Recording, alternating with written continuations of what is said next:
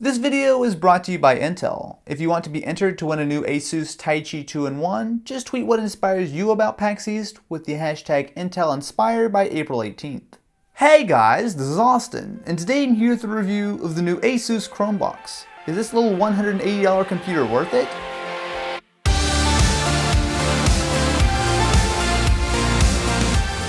The first thing you'll notice is just how small the Chromebox is. Measuring in at just under 5 inches or 12 centimeters wide, it's downright tiny for a complete desktop, and there's even an included VESA mount if you want to hide the Chromebox behind your monitor.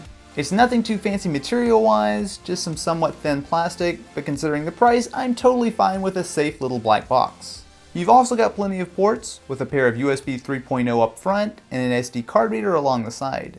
In addition to a couple more USB ports around back, you also have both HDMI and DisplayPort to connect your monitor. Flip it over and you'll find a small vent for airflow, which thankfully isn't a major issue as the Chromebox stays very quiet even when working hard. The stock configuration comes with a single 2GB laptop DIMM, however upgrading it with another 2GB is a great idea that should only cost you $20 or so. Inside, you'll find pretty modest specs with a dual-core Intel Haswell-based Celeron processor, that 2GB of RAM, and a 16GB SSD. Since you're basically just running a web browser, this is actually a good amount of performance, as I never felt like I was waiting around for the Chromebox to catch up. The 2GB of memory is probably the biggest weak point, and even that's not too bad. I was able to consistently keep around 10 tabs open and still have things be nice and responsive. One welcome addition is the built-in dual-band Wi-Fi, which was consistently able to keep a strong signal on my network, which is definitely important for a computer that's almost entirely reliant on the internet. There are a few offline apps such as Google Drive and games like Angry Birds, but for the most part you need to be connected all the time.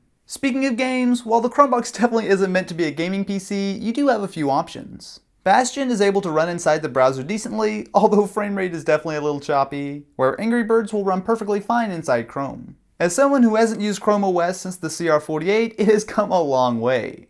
So if you guys aren't familiar, Chrome OS is essentially an alternative to Windows that really is pretty much entirely built around the Chrome browser. There's a traditional desktop and taskbar, and even a quick way to arrange your open windows, which is very similar to Windows 7. What you won't be able to do is install your normal programs like Word or Photoshop, which depending on your needs could either be no problem or a complete deal breaker. Considering just how much time most of us spend in the browser, it actually works pretty well, and one upside to this is that since you never install typical programs, viruses and malware are essentially not an issue. If you're already using Chrome, all your preferences and bookmarks will pop up, and you'll have an entirely set up new computer in just a few minutes. Once you're up and running, it's basically like using Chrome on any other computer. Watching YouTube, even in HD, is no problem, and sites like Twitch and Hulu work right out of the box, as well as streaming music services such as Spotify and Pandora. You'll find Flash and HTML5 support, which covers the vast majority of content on the web. However, you are missing Java and Silverlight. It's also possible to install Linux if Chrome OS isn't your thing and you want an awesome little media PC.